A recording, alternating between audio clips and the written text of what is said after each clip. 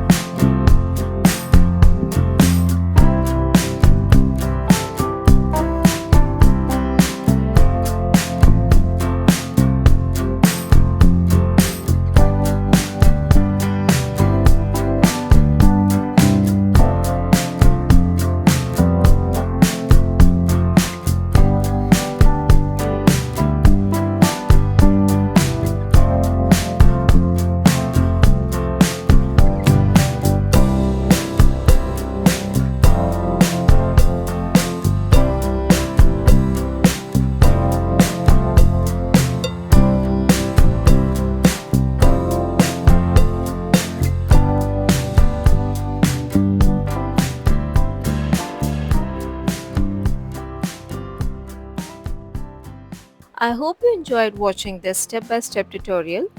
Don't forget to like, share and subscribe to my channel for more such creative cake decorating ideas. Thanks for watching and I'll see you in the next video.